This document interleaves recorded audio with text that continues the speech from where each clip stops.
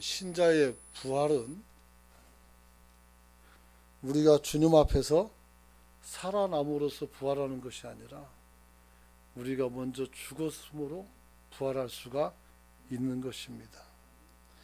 그러므로 사람은 자신의 죽음을 받아들이고 삶의 초점을 내가 아닌 하나님께 맞춘다면 육신의 죽음이나 그 어떤 불행도 이겨나갈 수 있게 되는 줄 믿습니다. 여러분, 저는 지난주 두 아들의 비유를 통해서 두 가지 말씀을 드렸습니다. 첫째는 우리가 아버지의 뜻을 분별해야 된다라고 말씀드렸습니다. 아버지의 뜻은 무엇입니까? 아들이 포도 농장에 와서 그 포도 농장에서 일하는 것이었습니다. 그런데 큰아들은 간다고 하고 안 갔고 작은 아들은 못 간다고 했지만 갔다고 했습니다. 여러분, 그러면서 저는 그랬습니다. 왜 굳이 일꾼도 많은데 다른 사람들을 시키지? 바쁜 아이들에게 왜 그런 일을 시킬까? 그 포도 농장이 우리 아버지 거라겠어요. 그리고 그것이 우리가 상속받아야 될 내 것인 줄로 믿습니다. 천국은 하나님의 아버지께서 우리에게 주시려고 예비한 것인 줄로 믿으시기 바랍니다. 그래서 주님께서 말씀했어요. 내가 이제 너희에게 거처를 예비하러 가노라, 이렇게 말씀했어요. 그리고 다 예배가 되면 다시 와서 우리를 그곳으로 인도하신다라고 말씀하셨다는 거예요. 그러므로 우리가 그 거처를 위해서 수고하고 애쓰는 것은 곧 어떻게 돼요? 내 집을 돌보는 것과 매 한 가지라는 사실을 꼭 기억할 수 있기를 축원합니다. 두 번째는 주님의 의도는 뉘우침이라겠습니다. 돌이키라는 거죠. 그래서 이 두 아들이 하나는 복종했고 하나는 불복종했단 말이에요. 근데 복종하고자 했던 애는 불복종했고 불복종하려고 했던 아이는 어떻게 뉘우쳐서 자기 자신을 어떻게 바라보고 아버지를 바라보고 내 자신의 것을 포기하고 아버지 것을 찾아서 길을 갔다, 이렇게 얘기 드렸던 것입니다. 특별히 오늘 유대 종교 지도자들을 향해서 오늘 주님은 이렇게 말합니다. 요한이 의의 도로 너희에게 왔으나 너희는 저를 믿지 않았다. 너는 저를 믿지 않았다는 겁니다. 그러므로 오늘은 세 번째, 네 번째 말씀입니다. 위대한 책망을 통해서 오늘 우리 자신을 돌이켜나가는 성도가 되시길 축원합니다. 그리고 네 번째는 왜 창기가 바리새인들이 못 갔던 제사장과 서기관들, 이 사람들이 지금 못 간다고 주님이 선언해 놨는데 이들이 못 가는 천국을 이보다 못한 사람들이 어떻게 들어갈 수가 있었을까? 에 관하여 오늘 말씀을 나눌 수 있기를 원합니다. 여러분, 오늘 위대한 책망을 통해서 우리 자신을 돌이키길 원한다면 여러분들이 하나님이 왜 책망하는지를 알아야 합니다. 하나님이 여러분들을 사랑하지 않았다면 심판하면 끝나는 겁니다. 그러나 여러분들을 사랑하기에 책망하여 그런 길에서 벗어나서 올바른 길로 돌아오라고 이야기하는 것입니다. 이것은 신호등과 같은 것입니다. 붉은 불이, 빨간 불이 들어왔는데 차선에 진입해서 우리가 들어가면 어떻게 반드시 사고가 납니다. 절대로 우리는 이 경고를 어겨서 안 되는 겁니다. 그러므로 책망은 우리를 꾸짖는 것이 아니라, 꾸지람하는 것이 아니라 하나님께서 우리에게 지금 경고하는 겁니다. 너 그러면 안 된다고. 여러분의 아이가 3살, 4살 돼서 이제 막 뛰기도 하고 걷기도 하고 기기도 한단 말이에요. 근데 얘가 사방천지분야를 구분을 못해요. 큰 찻길로 차가 쌩쌩 다니는데 거기로 기어가면 우리 아들 잘한다고 박수 칠 겁니까? 일단은 거리가 머니까 소리를 질러야 돼요. 얘야! 소리를 질러야 돼요. 여길 보라고. 가지 마라고 외쳐야 돼요. 그러면서 몸으로 뛰어가야 되는 거예요. 왜? 늦으면 죽어요. 이게 바로 책망이란 말이에요. 그러므로 우리는 책망이라고 해서 기분 나쁘게 듣고 하나님은 나를 몰라줘 그렇게 생각하면 안 되는 것이죠. 여기 나와 있는 대제사장이나 제사장들 그리고 서기관들 종교 지도자들은 우리보다 전혀 못난 사람들이 아니라는 사실입니다. 그들은 다른 사람들보다 하나님의 말씀을 많이 알고 되도록이면 그 법에 맞추어서 자신의 삶을 살려고 노력하는 매우 위대한 사람들입니다. 그럼에도 불구하고 우리는 어떤 위대한 일을 하더라도 그게 좀 시간이 가게 되면 타성에 젖게 돼요. 윤석열 대통령님께서 대통령으로 취임한 지 지금 몇 달 되는지 모르겠습니다. 어쨌든 됐어요. 아직까지는 신임 대통령이죠. 그러니 마음이 어떻게 돼요? 아직까지는 설레고 새로울 수 있겠죠. 하지만 1년이 지나가고 2년이 지나가고 3년이 지나가면 이 대통령이라는 직이 몸에 익어버려요. 그리고 어떻게 돼요? 권력에 취해서 어느 순간부터인가 국민만 보겠다고 해놓고 다른 걸 보게 돼요. 이게 바로 우리가 타성에 젖어가는 것입니다. 사람은 변질됩니다.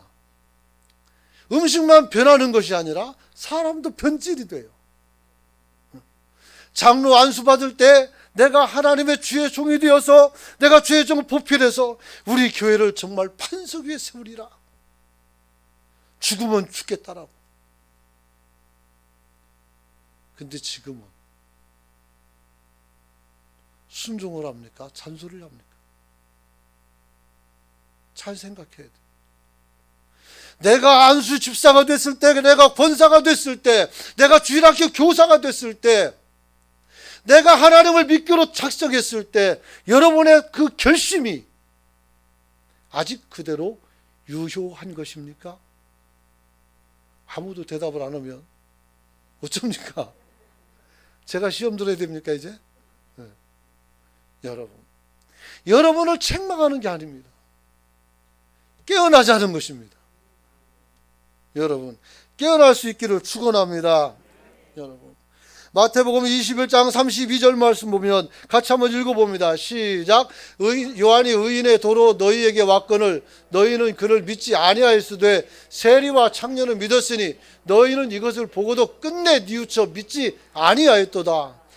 오늘 요한이 의의 도로 왔어도 믿지도 않고 지금 창녀들이 천국 가는 것을 보고도 너는 믿지 않는다는 겁니다. 왜 그럴까요? 한번 따라서 합시다. 위선입니다. 지금 제가 여러분들에게 말씀드린 편지는 다 위선입니다. 사람들은 위선자라고 손가락질하면서 남들을 정죄합니다. 그러면 손가락을 구부려서 여러분에게 물어보세요. 너는 위선자가 아니냐?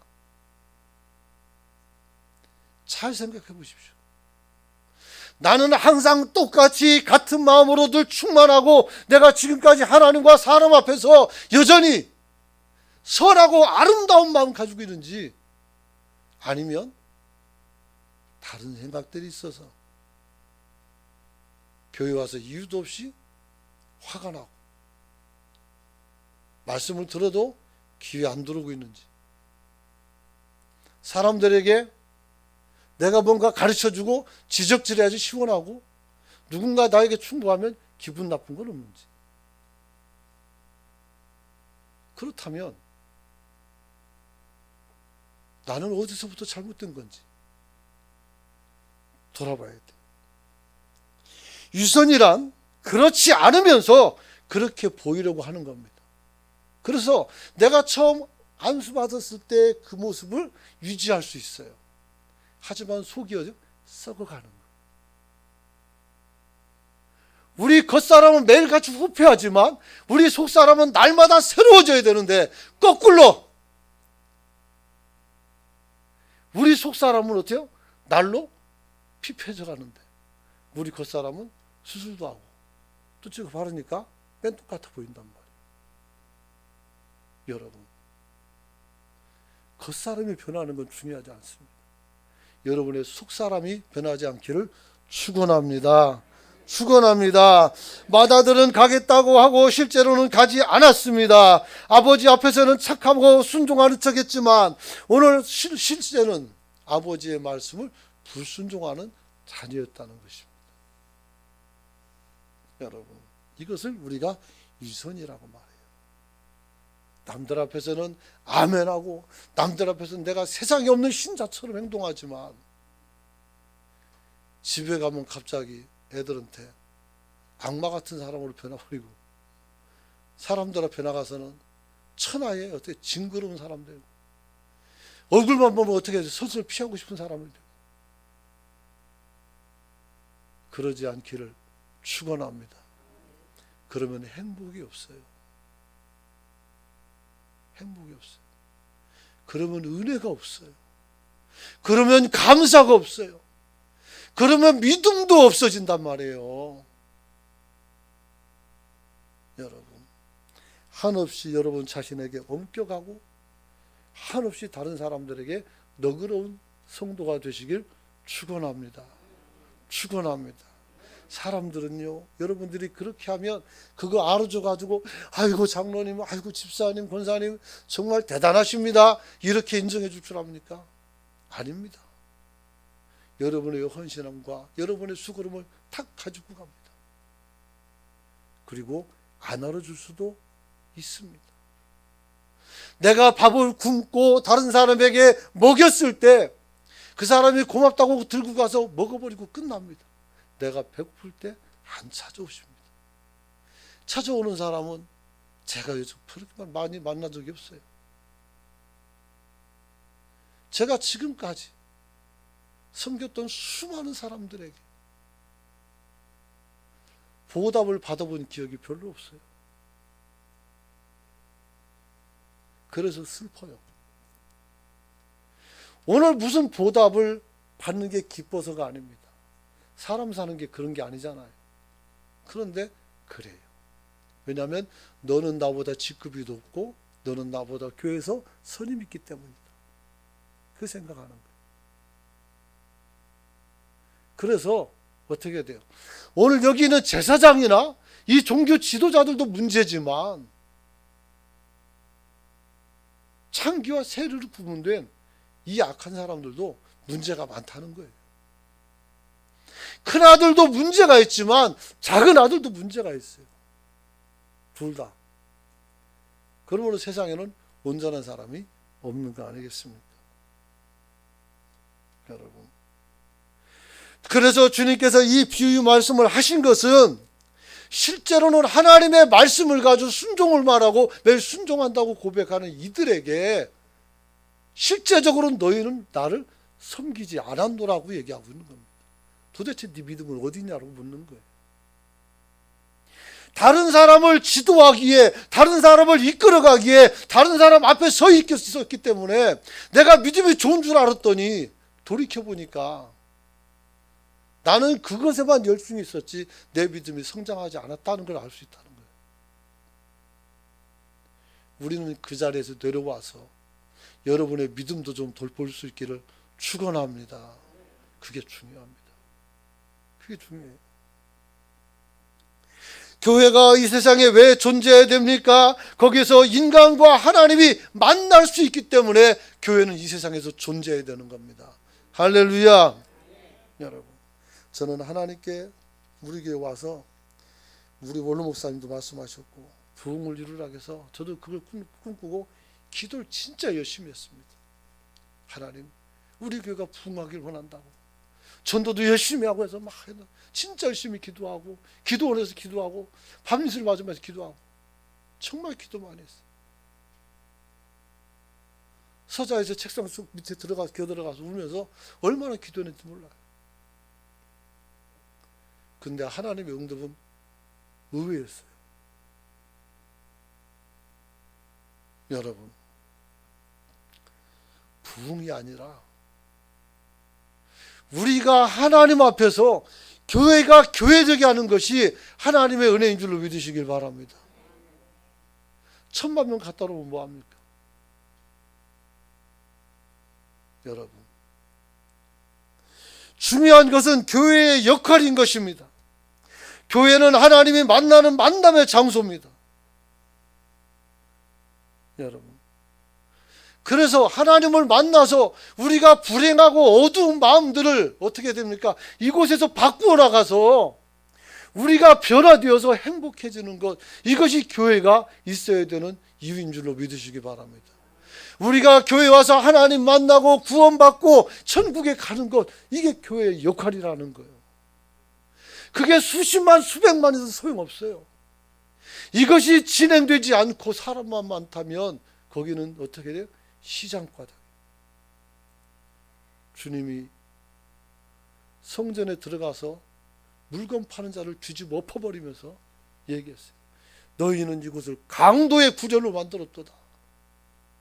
변화가 일어나지 않고 믿음이 새롭게 바뀌지 아니하고 하나님의 은혜가 식어져 간다면 여기는 강도의 구열이지 교회가 아니란 말이에요. 오늘 한국 교회뿐만 아니라 그것까진 필요도 없어요. 지금 제가 목회하고 있는 이곳만큼이라도 새로움이 싹 트는 그런 교회가 되시길 축원합니다. 축원합니다. 여러분, 본문에서 작은 아들은 아버지의 뜻대로 순종하기에 아버지와의 만남이 가능했습니다. 그러나 큰 아들은 불순종했기 때문에 아버지와의 만남이 없어진 거예요. 비록 창기와 세리 같은 불순종의 대죄를 지었지만 스스로 뉘우치고 아버지의 뜻에 순종한 자, 그것이 바로 저와 여러분이 되시길 축원합니다. 사무엘상 15장 22절 말씀 한번 같이 읽어봅니다. 시작.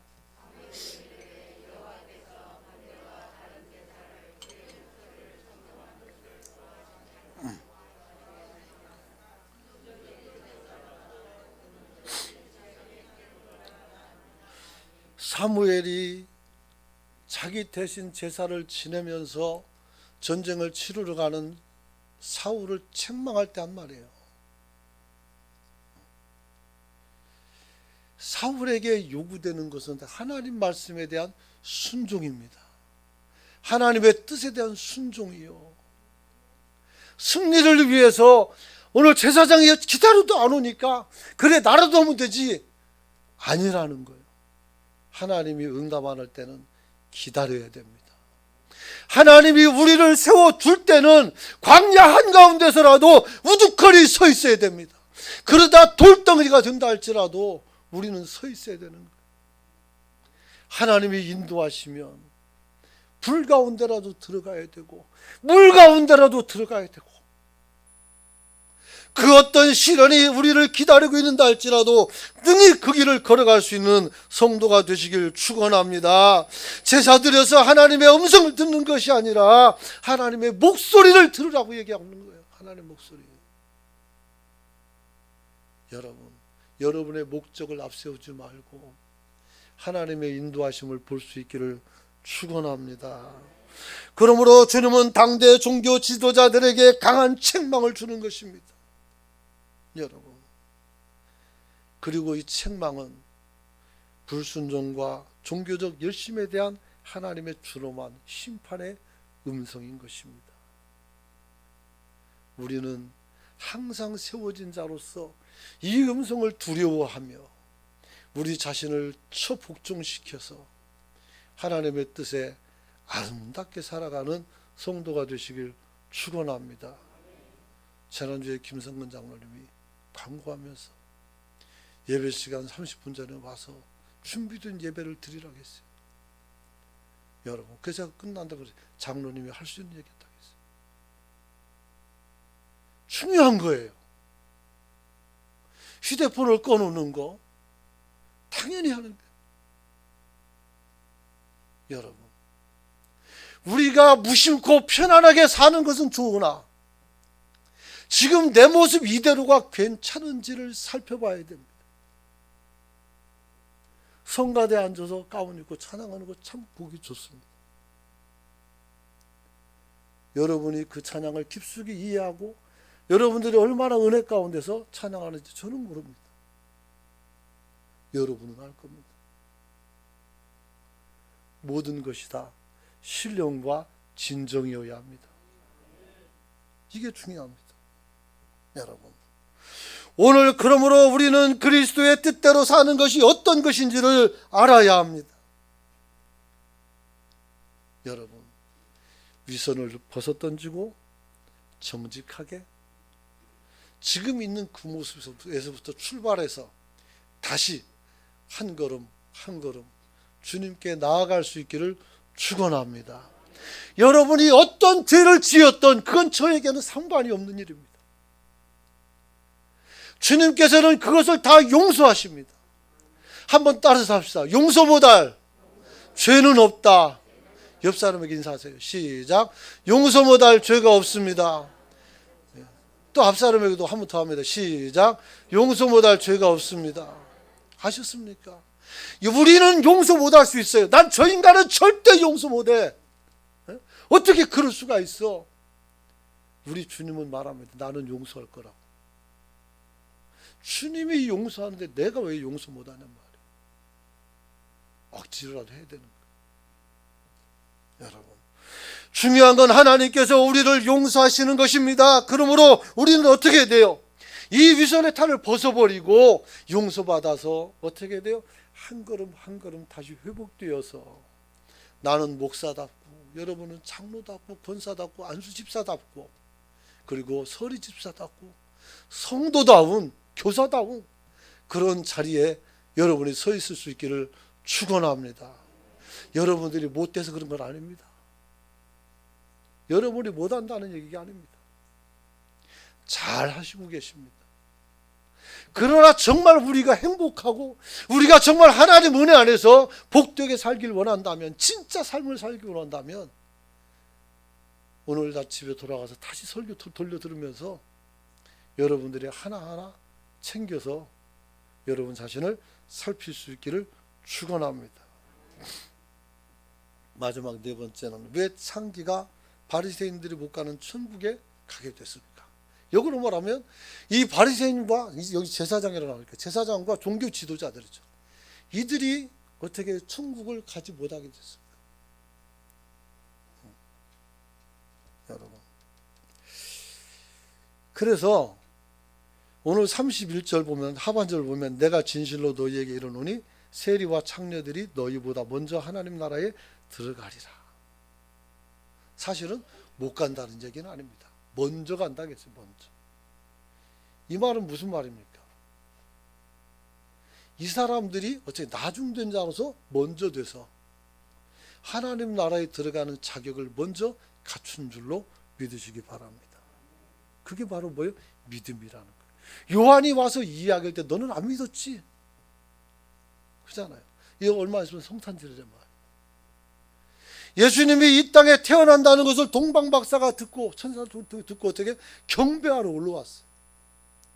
그래서 어디에서 메시아가 나는지 몰라가지고 헤롯 왕에게 찾아가서 그 박사들에게 물어봤단 말이에요. 학자들에게. 그랬더니 유대 땅 베들레헴으로 지목을 해줘요. 근데 희한하죠.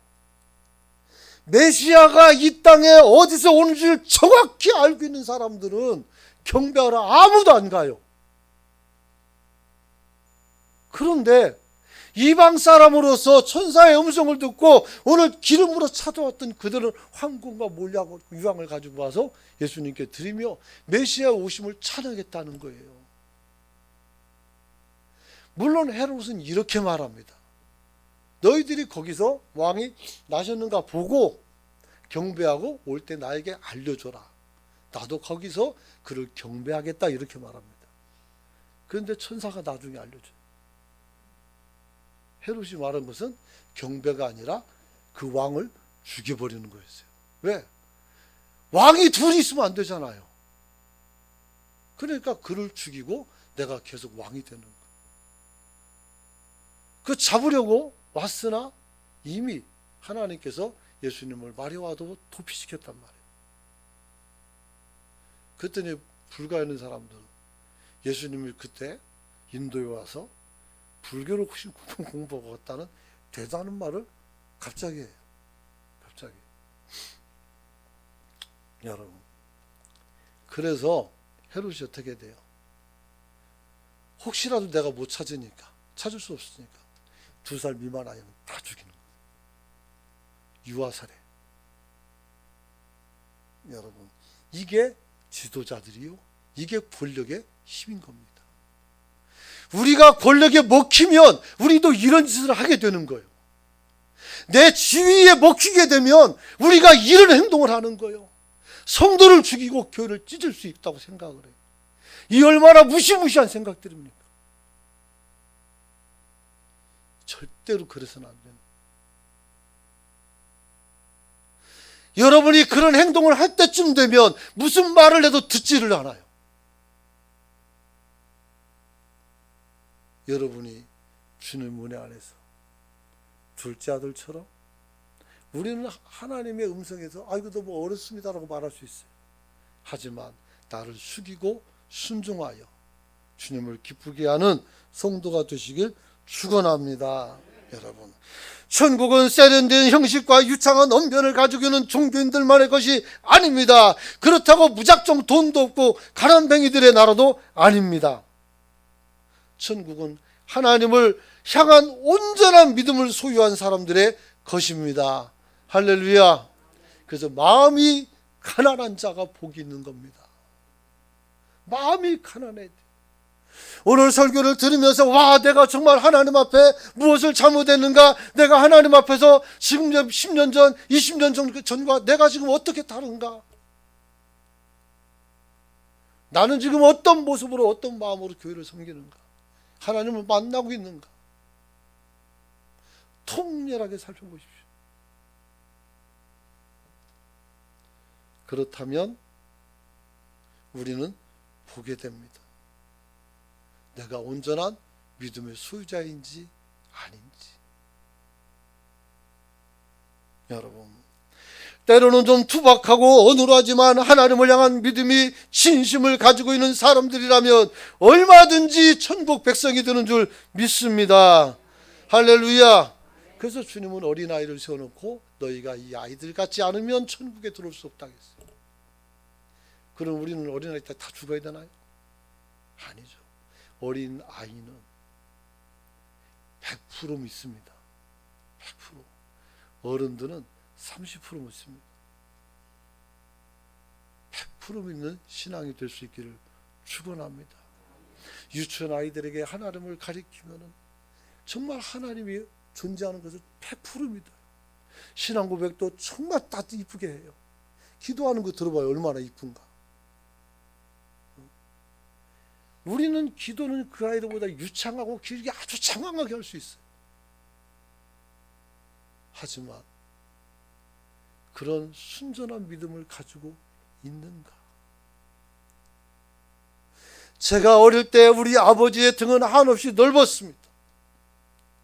그러나 장성호를 하니까 아버지나 나랑 등치가 비슷한 거예요. 오히려 내가 클 수도 있고.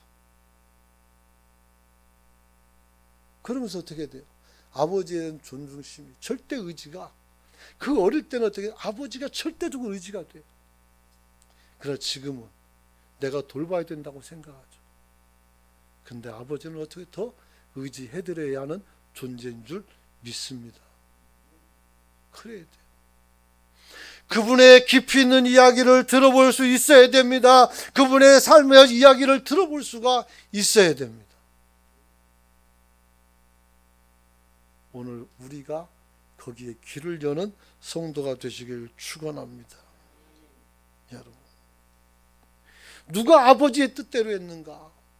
이건 보통 일반적인 질문 속에서 당연한 대답이죠. 아버지의 뜻을 행한 자 둘째 아들이죠. 여기 종교 지도자들도 그렇게 말합니다. 그 이면에는 뭐가 있습니까? 내가 둘째 아들이라는 생각을 가지고 있는 거예요. 근데 주님은 너는 지금 첫째 아들이라고 말하고 있는 거예요. 이사야서 1장을 보면 너희는 내 마당만 밟는 자라. 성전에 안 가는 것도 아니고 성전에 가는 겁니다. 하나님 말씀에 순종해서 간 것이고, 그리고 그것에 제사를 드리는 거예요. 근데 이 사람들이 어떤 모습으로 갔냐면 제사 드리러 갔어요. 거기서 하나님을 만나고 하나님의 음성을 듣고 거기서 내가 새롭게 돼서 내려오려고 가는 것이 아니라 제사하는 목적으로 갖고 제사만 하고 오는 거예요. 오늘 주일인데 예배만 드리러 왔어요. 예배만 드리고 가면 돼요. 근데 그게 예배가 아니라는 거죠. 그것은 마당만 밟는 거예요. 말씀에 처절히 무너져 내려서 다시 한번 일어날 수 있을 때 여러분은 온전한 예배가 되는 줄 믿으시기 바랍니다. 신앙생활 10년 넘게 했는데도 교인들 앞에서 조금만 섭섭하면 삐져지고 막 킹 돌아지고 안 부끄럽습니까? 부끄러운 거예요. 20년 30년 했는데 아직까지도 누가 뭐라고 하면 속이 상해서 잠 못 이루고 있고, 안 부끄럽습니까? 그래서는 안 되죠. 여러분, 저와 여러분들이 주님 은혜 가운데서 믿음 안에 살 수 있기를 축원합니다. 마태복음 21장 32절 말씀 봅니다. 같이 한번 읽어봅니다. 시작. 요한이 의의 도로 너희에게 왔거늘 너희는 저를 믿지 아니하였으되 세리와 참기는 믿었으며 너희는 이것을 보고도 종시 뉘우쳐 믿지 아니하였도다.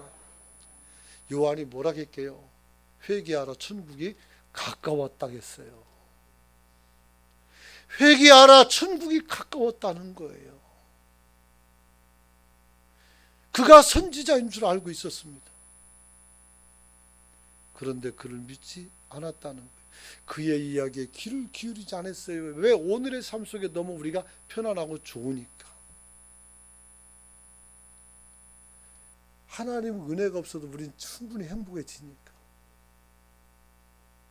천국을 얘기하지 않아도 충분히 천국 같은 삶을 사니까. 그러다가 진짜 천국이 잃어버리면 누가 책임질 거예요? 여러분, 이 사람들이 결국 무슨 짓을 합니까? 요한복음 19장 14절로 15절 올려주시기 바랍니다. 같이 읽어봅니다. 시작. 이날은 유월절의 준비일이요 때는 육시라. 빌라도가 유대인들에게 이르되 보라 너희 왕이로다. 그들이 소리 지르되 없이 하소서 없이 하소서. 그를 십자가에 못 박게 하소서. 빌라도가 이르되 내가 너희 왕을 십자가에 못 박으랴. 대제사장들이 대답하되 가이사 외에는 우리에게 왕이 없나이다 하니. 오늘 이 경고의 말씀만 제대로 들었더라면 요한복음은 새롭게 기록됐을 거예요. 정말 말도 안 되는 소리가 나온 거예요. 예수님이 십자가에 못 박혀 죽는 것은 정한 이치라고 할 수 있습니다. 그러나 이방인 빌라도가 와서 말합니다. 나는 이 사람에게 죄를 찾을 수가 없었다. 나는 이 사람에게서 죄를 찾을 수 없다는 거예요. 그리고 내가 보니 너희 왕이 맞다라고 말하는 거예요. 근데 이들이 뭐라고 말합니까? 소리 지르면서 없이 하소서 없이 하소서. 그를 십자가에 못 박으소서라고 말합니다. 빌라도가 다시 한번 물어봐요. 내가 너희 왕을 십자가에 못 박으랴? 그들은 말합니다. 우리에게는 가이사 외에는 왕이 없나이다. 이들의 왕이 언제부터 가이사였습니까? 제사장의 왕은, 신앙인들의 왕은 하나님 아니십니까? 왕이신 하나님 아닙니까? 언제부터 가이사요? 정신을 차려야 돼요. 이 나라에도 마찬가지. 한 정파에서는 상왕이 된 문재인을 지지하고, 한 정파에서는 지금 어떻게 왕이 된 윤석열을 지지하고. 우리는 그게 아니에요. 우리 왕은 하나님인 줄 믿으시기 바랍니다. 정파가 뭐가 필요했습니까? 쓸데없는 욕심의 결과예요. 다 내려놓고, 편견과 자만을 내려놓고 오늘 우리가 주님 앞에서 올바로 세워지는 성도가 되시길 축원합니다. 기도합니다. 기도할 때 오늘 우리는 어떤 삶을 살았는지 돌이켜보기를 원합니다. 아버지의 뜻을 분별하겠는데 또 우리가 아버지의 말씀을 뜻을 분별했으면 우리가 뉘우치고 회개하라겠는데 위대한 책망을 통해서 우리 자신을 돌아보라고 했는데